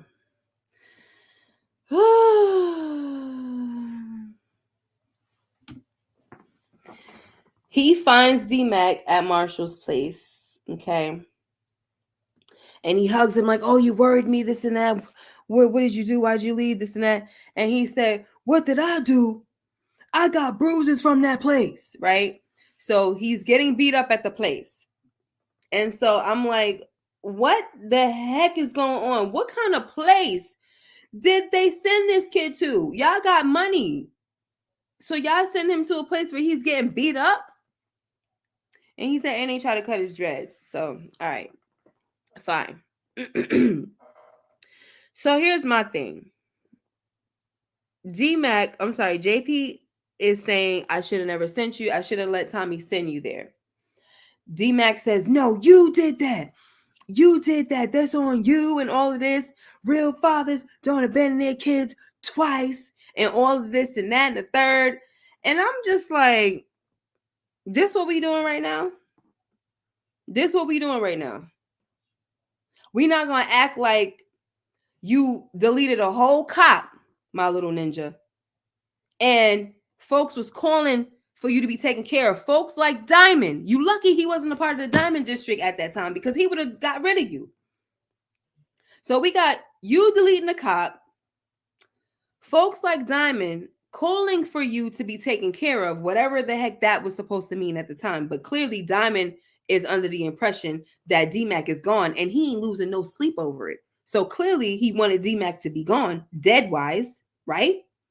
So we over here talking about abandonment issues and stuff like that when you deleted a cop and you was talking on the streets. You was on the streets and you was supposed to stay inside, but you wasn't staying inside. You was a whole problem out here and you had to go. So now your dad's wrong for abandoning you. Okay.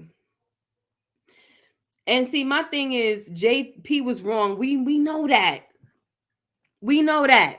I don't want to talk about that. We know he's wrong for what he did to his son, leaving him and all of this crap, which is the reason why he goes back to Kate and say, you know, I forgive you for what you did. You did it to me when you were a kid, and what I did to JP, I'm sorry, not JP, what I did to Darnell, I did it when I was a grown man. All right, fine. Okay. See, here's the problem, right? The problem is that JP has guilt about what he did to his son. And so anytime there's a situation that don't got a daggone thing to do with that situation, somebody could always bring it up and be like, oh, you abandoned me. Or, you know, like his son D-Mac could always bring it up, oh, you abandoned me. Oh, you wasn't there, blah, blah, blah. And then it turns things around, right? And we're not even talking about the issue at hand anymore. Because now I'm busy apologizing because I got this guilt in me and I can't deal with the situation. The situation that you freaking deleted a daggone cop and we had to get you to safety, stupid. I was so pissed off at JP because of the simple fact that he started apologizing. Forget all of that right now. You wasn't supposed to be gone. You should have stayed where the heck you were. If you had a problem, you should have called somebody and let us know that, yo, these people are trying to cut your hair. They over here beating on you. I need you to handle the situation or send me somewhere else. Like, what the heck are we okay, fine. You assaulted somebody, fine. You're a kid from the streets. You're not going to be allowing people to touch you. Totally understand that. Ain't nobody mad at that. But you ran away. And now you're at Marshall's house. You're back in the freaking hood. You at Marshall's house. And now you're yelling at your father Real fathers don't abandon their kids. Stop apologizing and fight for your son. That's what we're doing right now. Oh my freaking gosh. And JP acting like a little punk. Talking about some daggone. You right. Oh, you right. I'm gonna do better. I'm gonna fix this. So whatever the heck he said, I don't care to do the verbatims right now. The whole point is that he tucked tail, okay, when he was supposed to man the freak up on his son. That's the whole bottom line. Ooh, this episode irked the crap out of me, y'all. I'm so sorry that I'm over here losing it, but it irked me. Oh my gosh. So now we're gonna see. We're gonna see what kind of problem this situation has created by this little freaking idiot coming back. Okay. And then I'm starting to get this weird feeling. Like, I don't know how I feel about this. I don't know if I feel like something's gonna happen to JP now. Like, I just got this weird feeling. And it could be all because this little idiot came back. I'm so done. I'm done, I promise y'all. I'm done. I just had to get that off my chest. You know what I'm saying? Because it was such a irking, stupid freaking scene. And I love D-Mac, but that's why I was so excited when Tommy manhandled him. And you see freaking little punk behind daddy JP talking, don't put your hands on my son, this and that. Man, get the heck out of here. Somebody got to do something. Shoot, you over here having a guilty conscience that you abandoned him, so now you want to try to let him do whatever the heck he want to do. That's backwards. He can't do what the heck he want to do. Shoot, the freaking little idiot needs guidance, and you need to tell him to stop throwing that stuff in your face at the wrong freaking time. Let's sit down and talk about this. But what we not gonna do is when we talking about a serious situation, we're not gonna bring up the fact that I abandoned you when you was a kid, because now you're here. We could fix that another time. Let's talk about that another time. But right now, what the heck are you doing here? Let's talk about that. Freaking jerk. Let me see what the heck y'all talking about. I'm sorry.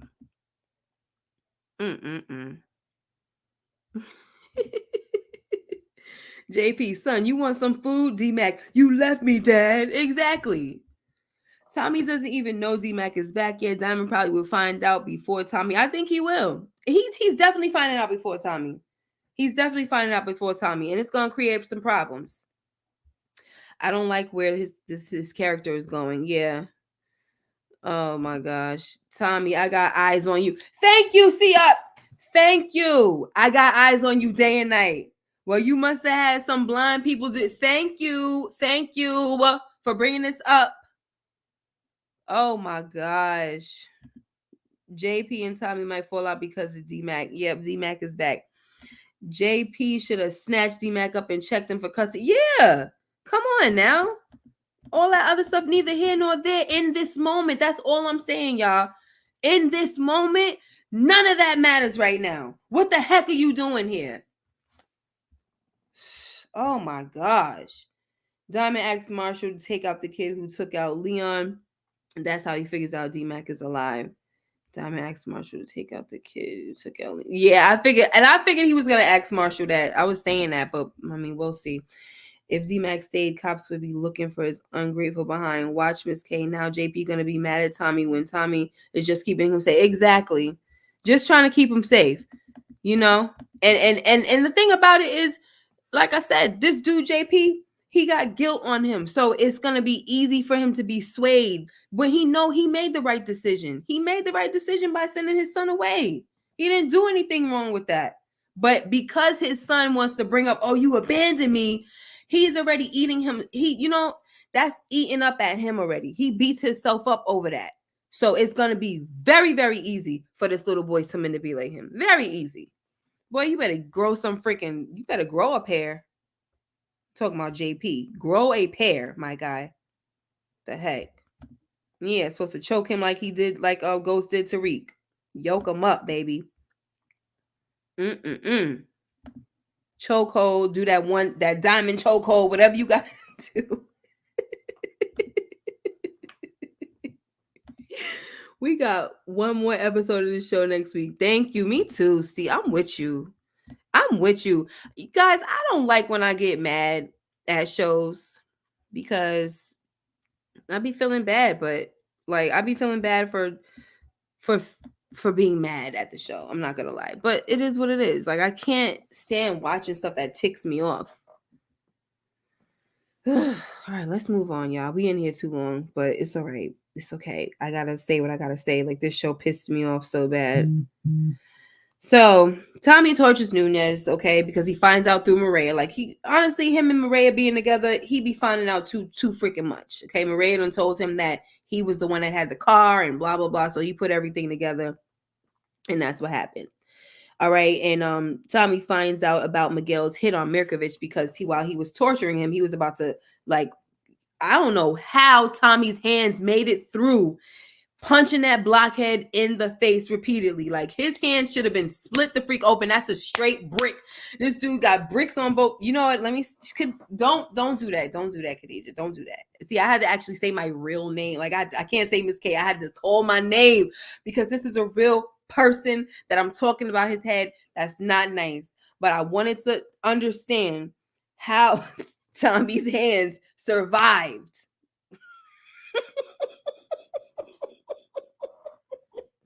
Okay? You over here punching bulldozers. Anyway, so he goes to the back tattoo.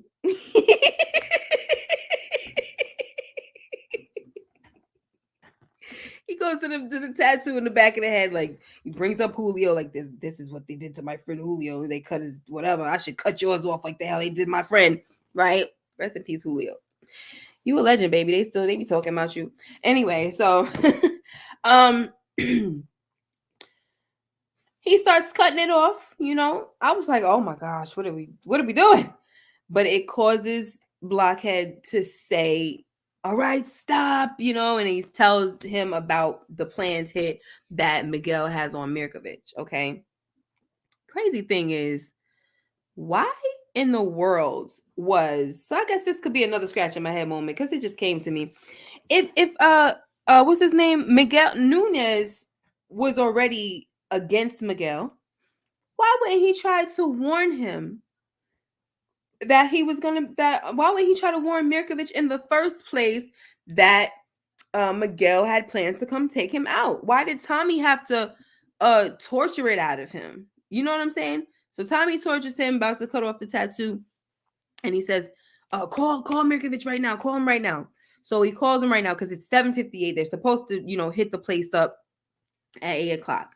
So he calls Mirkovich and he tells him that, you know, they're on the way. And of course, Mirkovich escapes because that's how they do. They let these folks escape. They let them escape. They live through it every single time. I'm not doing it. Okay? I'm not. So now Che is pissed off and he's like, how did this white boy know about a snitch and you didn't? You know what I'm saying? Because now Tommy is looking like the hero, bringing Nunes all beat up, right? Presenting him. You know what I'm saying? Not head on a platter, but basically. And so Miguel is saying, I could fix it. And Che is like, mm-mm. You know what I'm saying? Like, forget about it. Like, we can't even afford a war, a cartel war right now. Okay? You just freaking screwed up. So it just looked really bad on Miguel. And Tommy's plan worked. And so Miguel just, you know, killed Nunes with the quickness, like it was nothing, like whatever, you know, after he's, you know, getting this verbal beating. And he sees that he's just not winning at this game right now. He's just not. All right. So next, guys, we see that Maria is talking about Barcelona. Bad sign. Bad sign. She's talking about getting away. I don't know. She says she has a contingency plan. So I don't know if her plan is to maybe her and Tommy, you know, he can get out the game and they can go off into the sunset in Barcelona and all of that. So to hear of anybody making any plans to leave town, go to another country, start their life over. Now, I wasn't clear if she was saying, yeah, let's start a new life, or let's just go over there to visit, but she likes it. This is a place that she wants to go. She said it was a contingency plan. So to me, that means that that's a backup plan for you in your life. That's not a visit. That sounds like something permanent. So for her to be talking about that shows me that she's probably gonna die soon, guys. Maybe not in next week's episode, the last episode, but she's not living. She's not. Not unless she flees. She gets out of Dodge and she goes there for herself. So, you know, she goes there for herself. Tanette says that she was talking about a vacation. Well, she used the word contingency plan, so that contingency plan is definitely like that sounds like a more permanent situation. So maybe she shouldn't have used those words if that's the case. But my point is, her talking about getting away, to me, that's a bad sign. I don't see Maria living through this. So I'm afraid for her because I like her. I like her. Now, like I said, the only way I see her living through it is if she bounds and be like, I can't take this no more. I'm going to Barcelona to stay. Like, I'm not good. Screw a vacation. I'm going to stay. That's the only thing I could think of, you know? So now we have Diamond, who's parole. He has his parole meeting and he gets early release. So he's really good, guys, which is great news. But he's back in the game. I mean, he's full blown Diamond. Okay, pre-jail Diamond.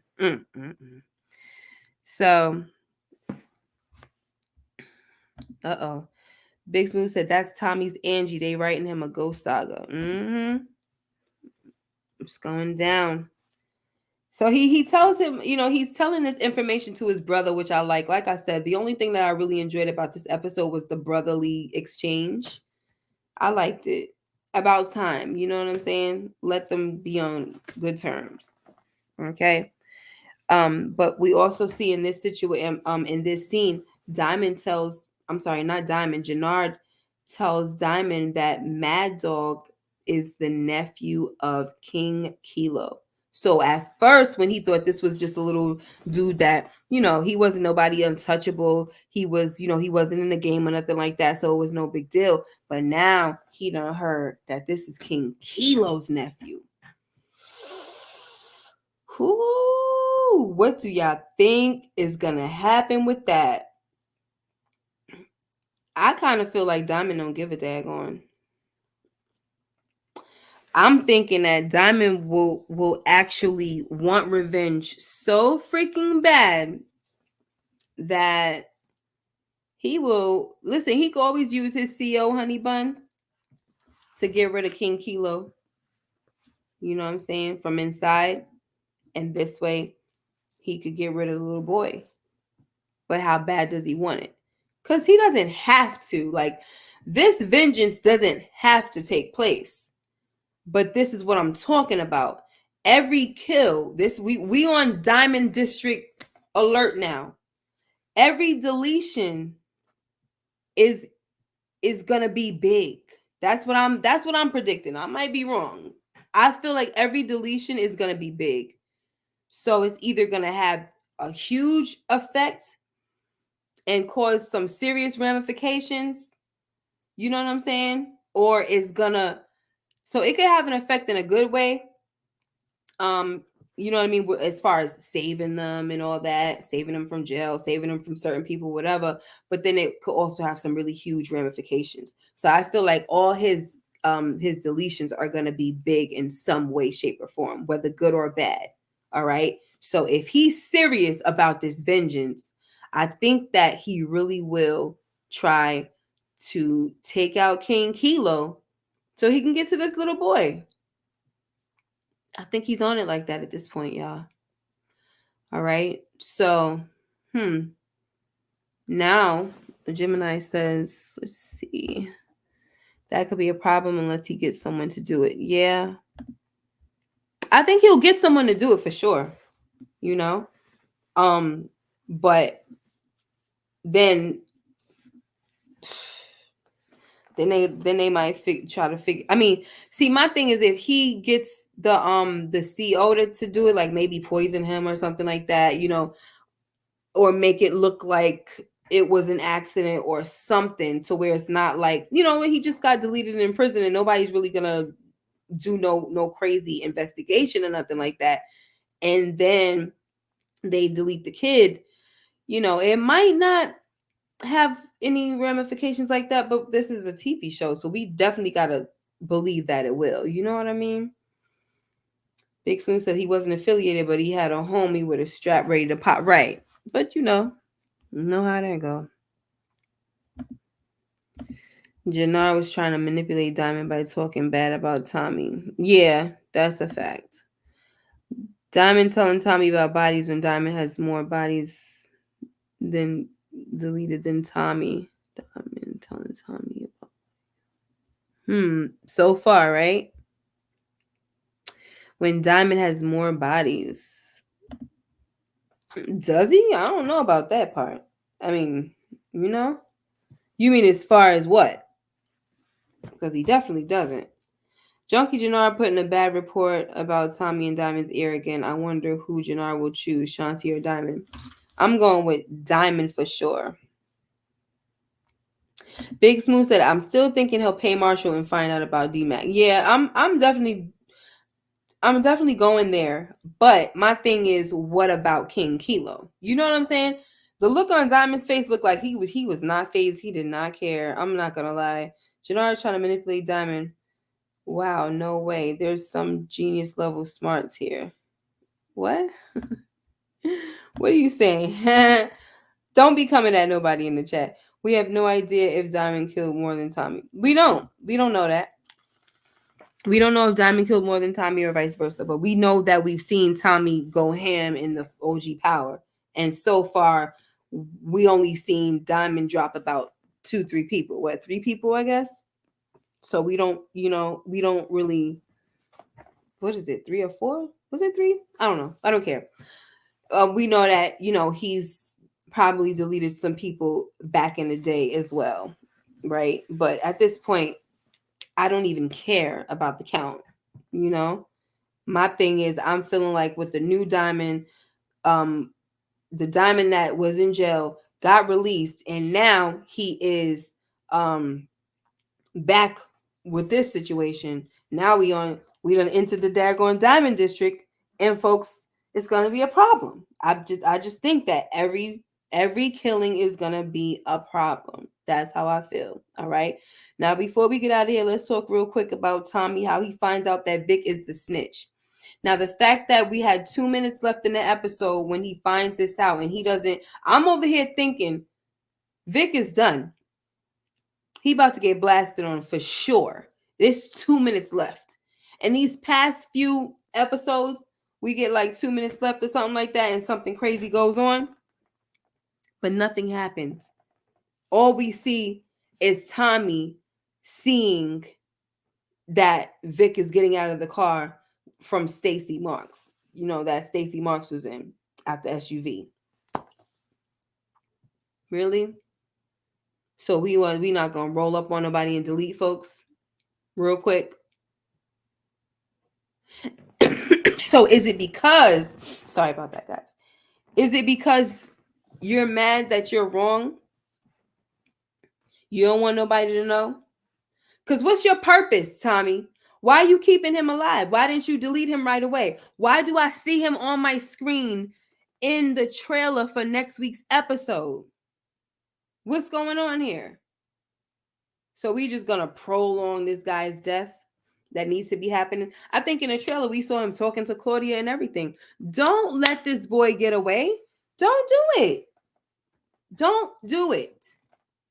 And I honestly could see that they would probably do that.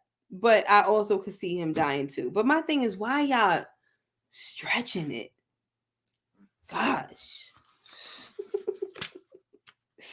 Yeah, I got a headache.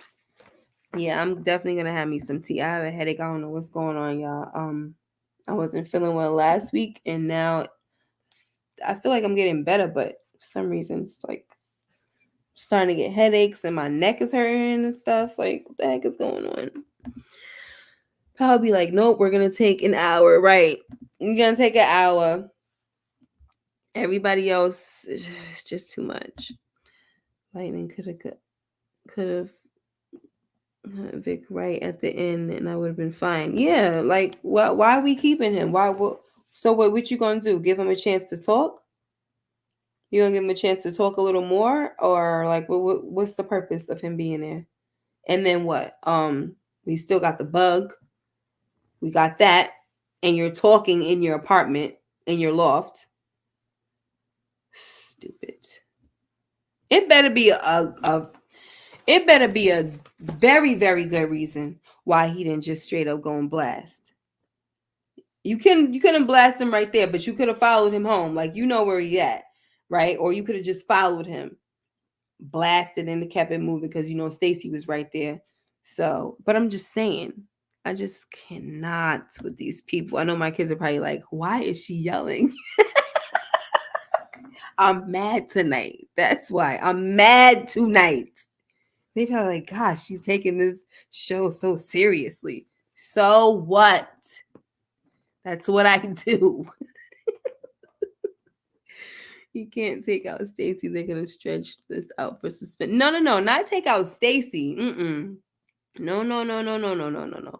Enough of that. Enough of the law deletions for now. Put it on pause because it's happening way too much. Enough of that. I'm talking about getting rid of Vic. Unless you're responding to somebody else. Let me see. If he is smart, he used Vic to take care his sister first. True. Very, very true. I don't think Tommy's gonna kill him. It's too obvious. I think it's gonna be some kind of yeah, me too. Me too. Because if it was gonna happen, they would have made it happen in them last 2 minutes. And keeping him alive, not deleting him in those last 2 minutes says a lot. It says a whole lot. And that's a problem for me. That's a problem. They ain't trying to, they're not, guys, they're not trying to get rid of these Flynns. They ain't trying to get rid of these Flynns.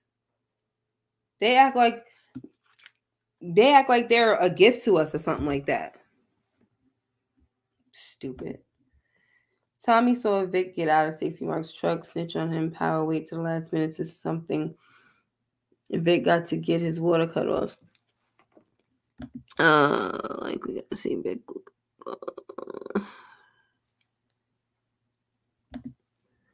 I think Singh will expose Stacy Marks in her illegal ways, probably so, because her man was ready to do it. And then like I said, I forgot to mention to y'all guys because it was so cringy though. Like, ugh.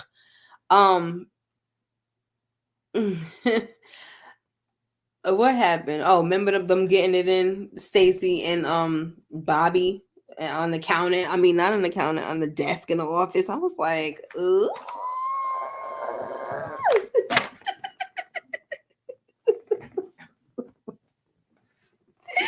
I was like, no, thank you, honey. No, thank you. It's just very awkward. Big Smooth, I agree. Like, after knowing this and he knows that Vic was in his place, he better search. Say he better search his place for a bug again now that he knows. Exactly.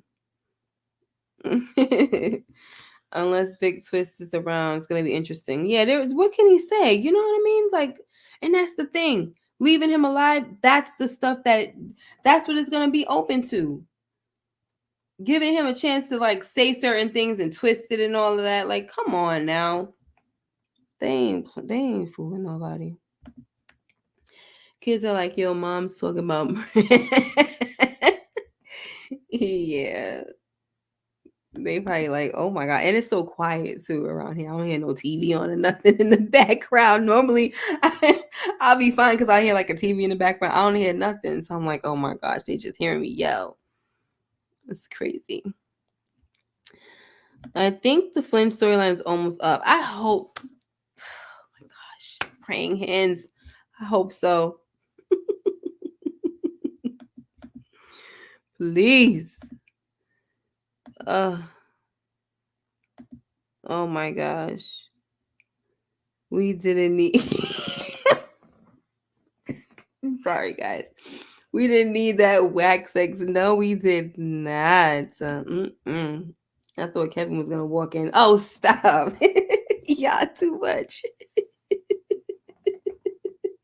Well, Kevin's mom was gonna come into the office like, "What you doing?" Oh man, it's been real, guys. It's 2:17 in the morning, and I have been on for almost 2 hours. Thank you so much for being here with me. I really appreciate you guys for hanging out. You guys are the bomb. It's 57 people in the building right now, and this late night. For some of y'all, it might be only 11 o'clock at night where you are. For me, it's 2 something in the morning. You know, I'm gonna go ahead and I'm gonna see if I can make me some tea and try to relax a little bit.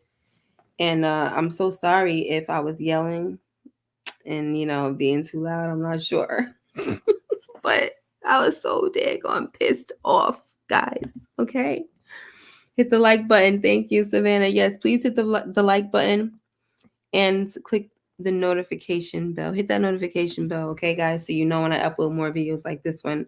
We're back in the building on Sunday at 8 o'clock with my crew to talk about the favorite moments, the least favorite moments, and our scratching my head moments. All right, we back, and we're gonna talk, and I want to see and hear what my crew thinks about these freaking shenanigans. Come on now. Thank you, Tanette, for the super sticker. I appreciate you, sis. All right. Yes, I have to express myself. Yes, I'm going to leave Gemini. Sorry. Thank you guys again. Tanette, Grayson, have a blessed night. Big Smooth, blessed night. LSW, Gemini. Did I say Big Smooth? Yes, Big Smooth, Gemini, Don, Savannah, Daria. I know Samara was in here. Oliver Spartan, CR_22. Stephen Harris. One Shot Gaming, I believe, was in here earlier as well. A lot of you guys. AG. Let me see if I can catch somebody that I haven't seen. I haven't said. All right, y'all. I'm sorry, but so many of the same names coming up. But I thank you so much, guys. I appreciate you. You want to have yourself a wonderful, blessed night. And I'll see you in the next video. Bye-bye.